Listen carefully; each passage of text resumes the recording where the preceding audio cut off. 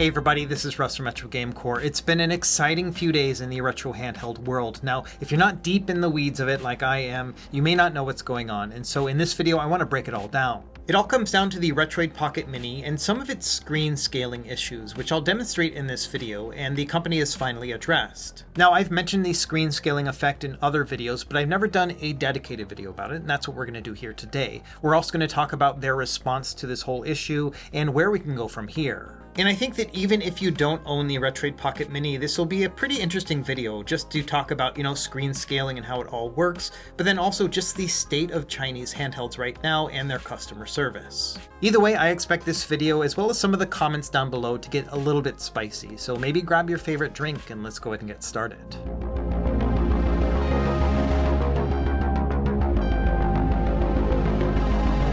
Okay, let's start by talking about the screen scaling issues in the first place. Now, like I talked about in my review of this device, it has a 1280 by 960 resolution. And that is an awesome resolution when it comes to a 4:3 display. We're talking a 2x integer scale resolution for things like Dreamcast as well as most GameCube games. However, after the device launched and got to a bunch of people's hands, some people started to notice that there was some sort of weird effect happening with the screen where it wasn't scaling correctly to a full 960p. And after using a bunch of different tricks, including a microscope and some software tools, a lot of people were able to figure out that it essentially was a 928 vertical resolution as opposed to 960. Even though the panel does have 960 vertical pixels, something was happening within the firmware chain. So on a hardware level, the chip that was specifically made for this screen was downscaling it down to 928 and then blowing that back up again. Now, I'm not a screen expert, and I'm not really sure why this was happening in the first place. I mean, I can barely articulate this as it is. But, a lot of these screens are from used parts made for other devices. And so my guess here is that whatever they used it for previously, maybe a phone or something like that, it had that built into the firmware chip. Now, once the issue was properly identified, the company said, we've got it, we're going to go and try to figure this out. We're going to talk to the hardware manufacturer of the screen, and then also see if we can fix it with a software update. And this all came to a head a few days ago because they finally admitted that, they've talked to the manufacturer, they've done everything they can, but there's nothing that they can do on the software level. This is essentially just how the screen is. And so now I want to show you how this scaling effect actually comes into play when playing a retro game, because most people can't notice it, but once you find it, it is something that's pretty easy to see. And there are essentially two different ways that you can see this issue with the naked eye. The first is using like LCD grid shaders with retro games and CRT shaders and filters as well. So that's going to be, for example, with Game Boy games and their LCD grids, or with like a Super Nintendo game if you want to give it a nice CRT look. And the second issue is a Moire effect, which happens with 3D-based systems like Nintendo GameCube. We'll show those as well. For now, we're going to talk about the retro game scaling because I think this one is a little bit more prominent. To start, I want to go into RetroArch and talk a little bit about some of these settings that I would recommend when using this device. To start, I would recommend going into the RetroArch settings, and under Video, under Output, by default it's going to be GL, which is OpenGL. I recommend changing it to Vulkan, which is going to give us access to slang shaders, which I think are just a little bit more developed than the ones that you can find from OpenGL. Once you've changed that video output, go back to the main settings, and then go down to Configuration File, Save Current Configuration, then exit down, and then quit out of RetroArch. You have to quit it and then restart it. After you reopen RetroArch, I recommend going down to the Online Updater section and then go into Update Slang Shaders. This is going to download a pack and then install it back onto your device. And that's going to give us the latest shaders so that we're working from the same baseline. Let's start with CRT shaders on the Super Nintendo, and I want to show a worst case scenario here first. So I want to show you how bad it can be and some of the things that we can do to mitigate it. And I'm going to use another device as a comparison. This is the Anbernic RG406H. This screen is a little bit bigger, but has a lower resolution. It's only 720p as opposed to 960p, but it's going to work for this example. We'll start with Mega Man X using the CRT one-tap bloom shader. And this is one where you can definitely see an issue with the Retroid Pocket Mini. And I'm going to film all of this stuff in 4K, so I recommend watching it on a larger screen and then also making sure that you're playing the video in 4K. And hopefully the YouTube compression isn't going to destroy this image, but here's what the CRT one-tap bloom shader looks like on the Retroid Pocket Mini. If you look at the sky above Mega Man's head, you should see some horizontal lines that are just all sorts of wonky. And this is an effect that's happening because it's not a full 960p resolution. If we go over to the Anbernic RG406H, you can see that it's a lot more balanced when we look at the sky above Mega Man's head. It's not going to be a perfect image here because I am using a camera to capture all of this as well, so there's that distance and everything else that we have to work with, but hopefully you can see the difference between the two. And like I mentioned, this is somewhat of a worst case scenario here where you can see a clear difference between one device and another. And while it is pretty hard to see a difference for most people, those who really love CRT shaders, which I think is a whole enthusiast community, definitely can see the difference here, and it takes away from their overall experience. So I don't want to discount the fact that it's a little bit hard to see, because there are people who really do care about that stuff, and I think that their needs should be addressed as well. Because at the end of the day, Retroid advertised this as being a 960p resolution screen, which allows us to mathematically come up with the idea that yes, this is supposed to be really great. Now, one thing worth noting is that the CRT effect can look a lot better with certain shaders, and so it does take a little bit of picking and choosing. For example, this CRT shader, which I think is called Caligari, actually looks pretty good. You can see that the sky above Mega Man's head is not perfect, but it's pretty well balanced. It is really hard to see a difference between this and the Anbernic RG406H. Let's do another Super Nintendo example. This game is called The Great Circus, and it's starring Mickey and Minnie. When you play this game without any CRT shader at all, it does look fairly balanced. However, if we add that CRT one-tap bloom shader again, you can see that among the trees right there in the center of the screen, you can see some horizontal lines again. However, there are quite a few CRT shaders that I think look pretty good, at least to the naked eye. I think that if you used a microscope, you could probably find more issues here,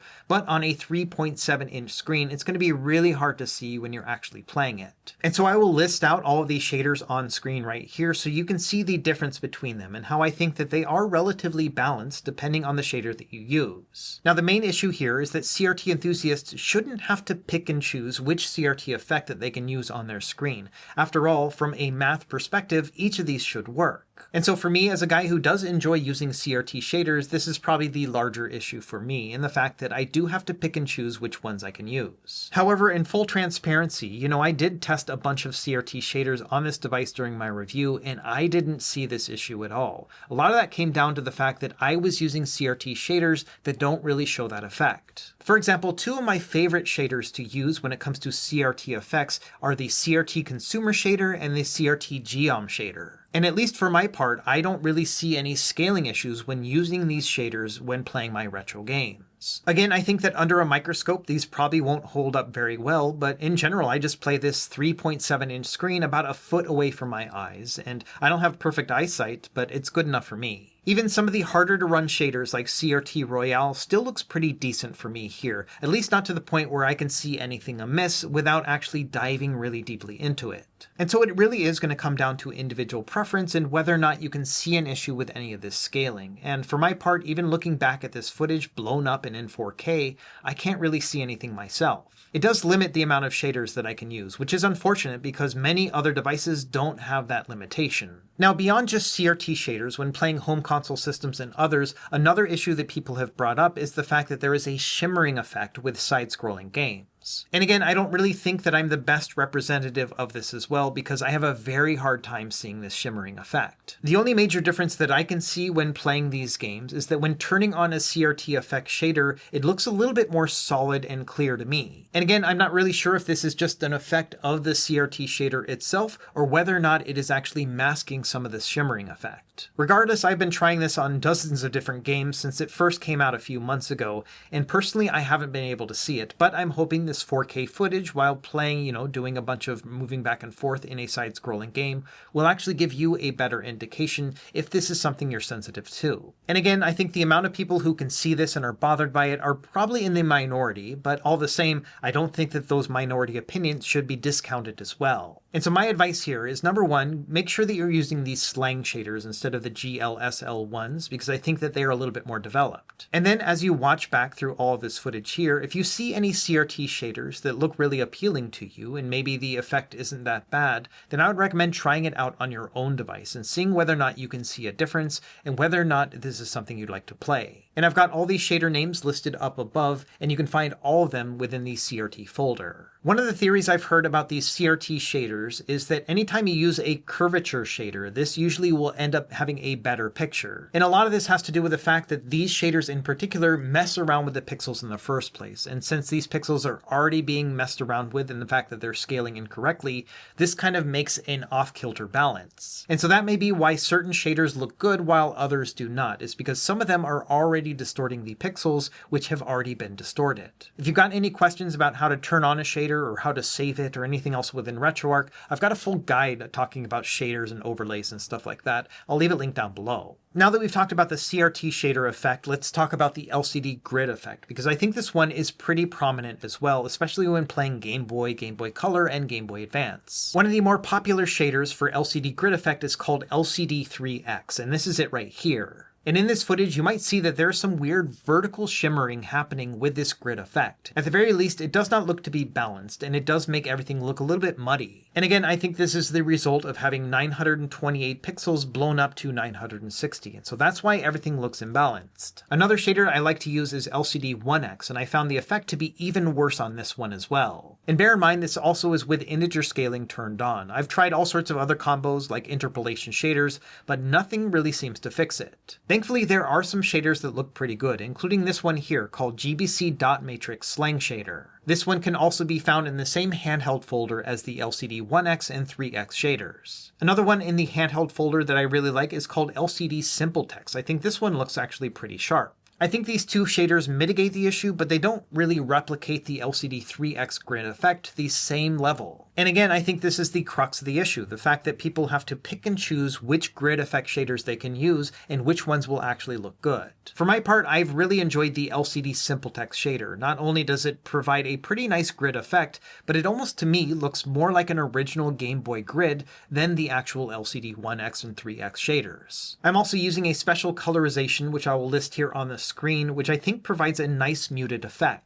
If you want some colorization that's a little bit more prominently green, for example the DMG colorization, that one is also possible as well. For me personally, I think this one's a little bit too green, but you can see that it actually does look fairly balanced here in the footage. So for my part, it's really just been the fact that I have to change out my shader from the one that I usually use to these other ones, which I think look good, not quite perfect, but still definitely playable. By the way, the LCD Simple Text shader also looks very good with Game Boy Color games, so this is what I've been using with this system as well. One thing I have noticed is that the color correction is a little bit overly muted when using this shader, and so instead of using the typical accurate color correction within the game options, I actually go in and I change it to the fast option instead. And all the terminology that I'm using here today, if it's going over your head, I actually explain it all in that shaders video that I mentioned earlier. And so in a nutshell, that's what I've been using when it comes to Game Boy and Game Boy Color. The LCD Simple Text shader seems to me the best balance altogether. Now when it comes to Game Boy Advance, it's a little bit different because the LCD Simple Text shader doesn't really cover things balanced in the way that it does with those older systems. And so instead I've been using this combination, which was suggested to me from somebody in the community. To start, you'll want to go into the RetroArch quick menu while a game is running, and then go into the shaders section. From there, go into Load Preset. Now go into the Shader Slang folder and then scroll all the way down to the bottom and find this one called Nearest. Once you set that, you're going to want to go down to the shader itself, which you can see right here, and then under Shader Scale, change this to a 4x. After you've done that, in the Shaders menu, go down to Append Preset, and then within here, go back into Shader Slang. This time, go into the Handheld section and then scroll all the way down to the bottom and find this one called ZFast LCD. Once you've done that, within the Shaders menu, go down to Shader Parameters, and under Border Multiplier, change this one to 10 instead of 14. After that, you can go back into the game and see whether or not you think the image is balanced. And for me, I think this is good enough. If you're happy with this shader and any of the other shaders, what you want to do at that point is you want to go back into the quick menu, go into Shaders, and then go into Save Preset. And then depending on the system, you can either save it as a core preset or a content directory preset.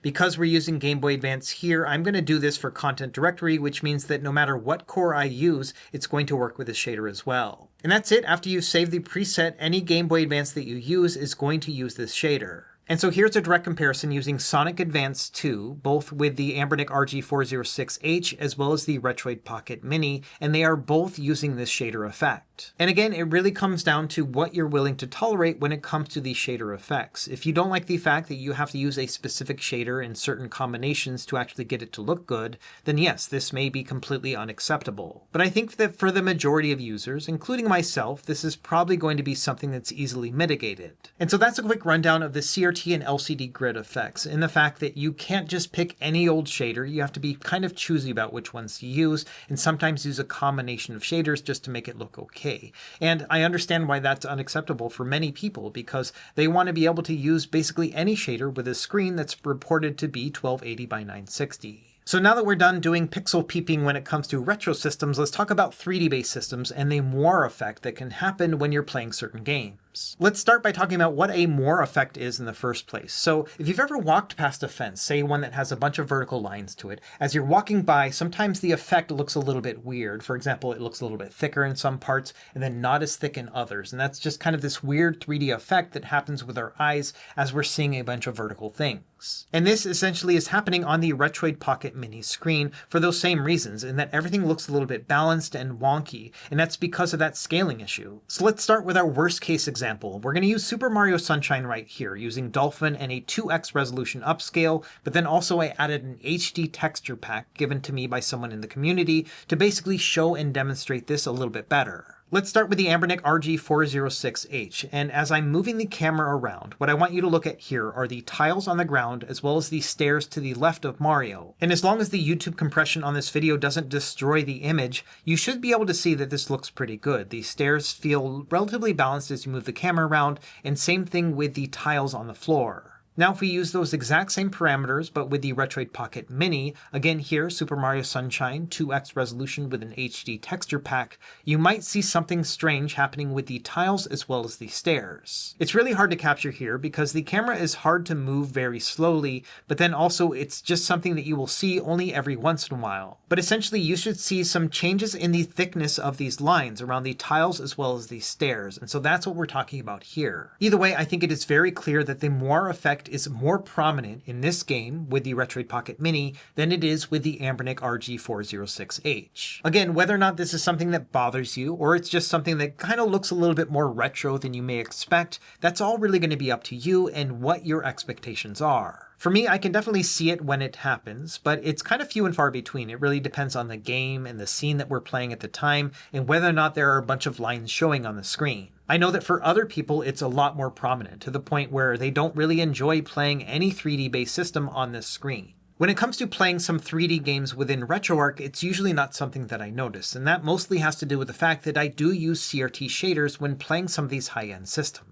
So for example, here with Sonic Adventure 2, using the Caligari shader again, this one actually looks really good and balanced to me, and so I don't see the Moire effect, and I'm not sure if it's because of the shader or just the fast-paced motion of the game itself. And Sega Saturn actually happens to be the most played system that I use on the Retroid Pocket Mini, mostly because the chipset can actually use the Beetle core. This core in particular is the most accurate, and so it really does feel like playing a mini Sega Saturn, especially because I have the Sega Saturn model color. And on top of that, I do like using CRT shaders with Sega Saturn because it gives it an even more retro vibe. I've mentioned it before, but Sega Saturn is one of my white whale systems in the sense that I really wanted it as a kid and I never got my hands on it. So the ability to actually play it on a handheld like this has been really exciting for me. And again, even though the CRT effect is probably not 100% compensating for the scaling issues on the screen, it's at least good enough for me to really enjoy the experience. Okay, so that's my summary of the scaling effects. It's not necessarily a shader issue, it's not necessarily a Moire issue, but kind of both of them, depending on the games that you're playing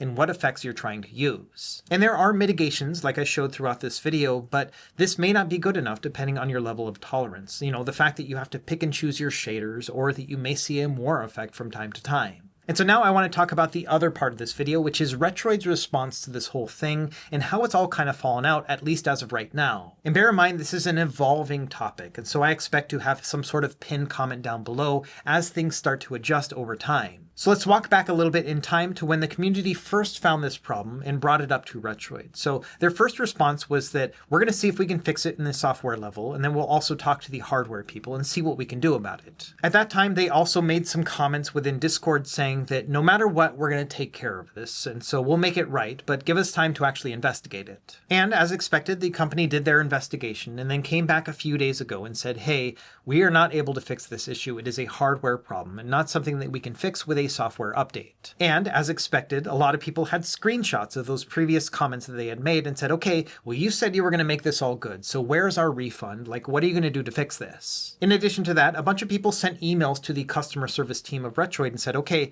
where is our refund here? Which I think is very natural considering the fact that they had seen those comments online. And this is where people started bringing it to my attention because the customer service team was denying refund requests, basically saying that yes, there are some screen peculiarities here, but it doesn't warrant a full return. At that point, I reached out to the two contacts that I have, both their social media manager, who's actually an American, and I talk to them sometimes on Twitter, and then also they have like a general manager. I'm not really sure what any of their titles are, but this person is based out of China, and that's the person that I usually coordinate with when it comes to review units. And so I asked them to make an official statement to say whether or not they're going to honor these refunds and, the whole mismatch between customer service and some of the comments that we had seen online. At that point, they said, we're still working on it, but do you have any suggestions? Because we're very worried about getting inundated with a bunch of customer service returns for people who just want to return their device, not necessarily because they're having actual screen issues. And so the crux of the issue for them was that they wanted to make sure that those who were really bothered about the screen effect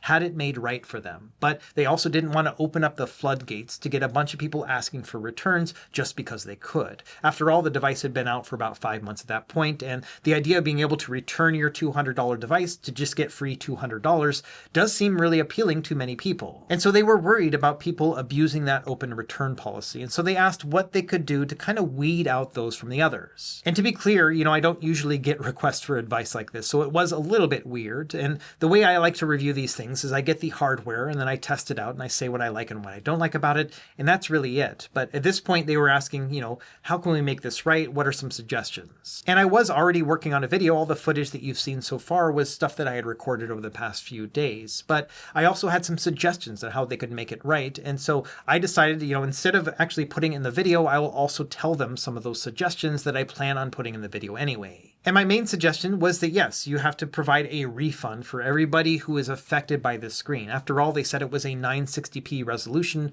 but the scaling doesn't actually work out that way. And it took a while for anyone to find that. In fact, after my reviews were made. And so I think for people who are really bothered by this screen scaling issue should have the ability to be able to make those returns. Now, I totally also understood their perspective of worrying about opening the floodgates and getting a bunch of people to abuse the system. After all, we are a capitalist society and that's what we do best. Even for me as just a potential customer, if I buy anything and then I find out that I can just return it for all my money back and it may not be a device that I'm currently in love with, that seems like a really good deal for just basically anybody. And so my suggestion for that was for them to potentially think about maybe using a return window. For example, having, a certain period where somebody could return the device, no questions asked. And so at that point, they formulated their response and then released it this morning. And I woke up to basically seeing a bunch of messages about it. So let's walk through what the basics are. And it came down to that they were going to offer returns on the Retroid Pocket Mini, but with a bunch of caveats. The first being that it was going to be a 7-day return window. The second was that they had to pay return shipping, which can be a lot depending on where you live. And then also they were going to limit it to 200 units total. They also had some stuff in there asking people to only return it if they had screen issues and to allow those who had screen issues to make the return as opposed to everybody wanting a return. And again, because we've got a capitalist society, those 200 return requests were eaten up within a matter of hours. And as you can imagine, social media like Reddit and Discord completely blew up because people were pissed that there were so many caveats to something that they said that they were going to make right. And so as you can imagine, it's a pretty sticky situation, not only for the company, but even for me, because, I'm a very transparent guy. So I immediately disclosed that, yes, I was the one that suggested having a limited return window because I'd seen that with a bunch of other companies where they extend their warranty or they do something else where they say during this period, fill out this form and you'll be able to get a return. Now, 7 days is a pretty limited return period, but I do think that's enough time for most Retroid users to be able to get the word out, especially after me making a video like this. And so I thought it was pretty reasonable given the fact that they only have a 15-day return policy on the device in the first place, and the fact that they were extending that by an additional 5 months plus the 7 days or whatever limited window they had. All that made sense to me, but the additions on it, like the 200 unit limitation in particular, did seem a little bit weird. And so if anything, I think it just really highlights how bad customer service can be on these devices, which I talk about pretty often on these videos. It's not like Best Buy where you can just take it back and say, you know what, I don't like this thing anymore. That's one of the best things about Amazon is that we have these like easy returns, but not so much when you're working directly with a Chinese company. Now, to be clear, I don't really know anything about customer service or PR, and so I'm not really sure what a company is supposed to do in that regard, but I did a little bit of research, just based on some of the things that I had experienced over my life and how those shook out and how the public perceived them. One of the most prominent examples that I remembered was the antenna gate from Apple. When they released the iPhone 4, I don't know how many of you are old enough to remember this, but they said that if you held it in a certain way with your left hand, and I'm left-handed, that your antenna would drop signal over time. It got to the point where people were dropping calls and it became like a big issue. I think even Consumer Reports released a report saying that they didn't recommend it because of this whole antenna issue. It also didn't help that Steve Jobs made the comment and said, you're holding your phone wrong, which did not go over well. I remember that. I mean, it's been, 15 years since all that stuff happened, and people remember it today. But the thing I didn't remember was how it actually got solved in the first place. And I thought, maybe they did an open return. They allowed everyone to return their iPhone 4 if they were having that issue. But it turns out they didn't really do anything. All they did is they offered a new case for every iPhone 4 user. And so if they wanted, they could get a bumper case that would prevent them from having the signal drop. So we're talking about a $30 iPhone case from a multi-billion-dollar company instead of actually allowing for returns. I thought that was pretty surprising. Another thing I learned is that only 0.55% of iPhone 4 customers actually even called in to complain about the issue in the first place. So it was definitely a vocal minority, but the fact that we remember it years afterwards does say a lot about PR and how perception and everything else works with some of these companies. Now, personally, I don't have any solution here. I don't know what Retroid can do at this point. Again, I don't have any insight to their business or anything else like that. I don't know if they can afford to allow everybody to return their Retroid Pocket Mini or what really is the right thing to do. I think that people who have these screen issues should have the ability to return their device. How that is actually implemented is really something that's probably outside of my scope. And so what I ended up doing is making a Reddit post and basically saying, hey, community, all these people who are mad about this, what is the solution here? What can Retroid do to actually make it right? Now, it's only been about 8 hours, but I've seen a lot of good responses here. And so I want to read them off to you while holding my iPhone that hopefully won't drop its antenna signal. Now, the first thing, and I totally agree with this one, is that a lot of people are saying that they should add a disclaimer to the product page to basically say that, hey, this thing says it's a 960p screen, but when it comes to screen scaling effects, when it comes to, shaders, as well as the Moire effect, it's not actually 960p. And so kind of a buyer beware thing. And I think that is something that they should definitely do. Another thing that people want is to open the returns beyond the initial 200. And I think that's also fair. I think that, a lot of people are going to dump on this and they're going to want to return their device even if they don't really care about the screen issue. And so that's not really something that you can mitigate. You can't really gatekeep whether or not somebody wants to return their device if you're trying to open it up for people who have these issues. Whether or not they just raise the bar and make it like 500 or 1,000 returns, I'm not really sure. Again, I don't even know how many of these devices actually sold in the first place. One thing I forgot to mention earlier is they also said that they were going to provide a $10 coupon to everybody who bought a Retroid Pocket Mini so they can use that on one of their upcoming products. And a lot of people are suggesting somewhere around like $40 or $50 would be a fair compensation. And so I imagine, me being a Retroid Pocket Mini customer, I don't plan on returning this device. I think that, the screen effect itself is easily mitigated, at least for my needs. But, having an additional $40 or $50 towards buying like the Retroid Pocket Flip 2, that would be something I would definitely take. Now, I think a lot of people are not going to be satisfied by getting $40 or $50 back towards the purchase of another device from this company, because I think a lot of people have kind of lost trust in this whole issue, and I totally understand that. But, some people have asked for a partial refund instead. So for people who have bought the device, instead of saying, here's money towards the next one, instead just say, hey, here's $20 or $30 that compensates for the fact that we didn't have all the features that we advertised. And so those are the major responses that I've seen so far, and I think it's a very evolving thing. I'll leave a link to this Reddit post down below where I actually asked for the suggestions in the first place, so if you have other ideas, then I would leave them there. Now, there is a darker side to this, and this is something that I didn't really want to bring up in the first place, but it's kind of really been bothering me. And so I wanted to mention this as well. This is that spicy thing that we had talked about earlier. So I mentioned that there is a social media manager and that they are US based. And this is the person that I talk to on Twitter from time to time. They also moderate the Discord server for them as well. So they're like an admin in all these different ways, and they're like their Western facing counterpart. Well, this person, whose name is Chris, was actually doxxed earlier today, where somebody found their name and their address and whatnot and then shared it publicly because they were angry with Retroid's response, and they took it out on their social media guy, who is not the person making these decisions in the first place. And of course, this is completely unwarranted and definitely not good, and not something that I like to bring into this channel in the first place. But the thing that really bothers me is that this guy resigned from his position and said that he cannot handle this, and that he didn't want to have to deal with, these things coming into his life, people threatening him, his wife, and even his dog. And I think that this is just not a cool thing to do, especially because you're not happy with the return policy on a $200 handheld. And so as you can imagine, I'm pretty disappointed about this, and I think it's like the least professional thing that someone can do.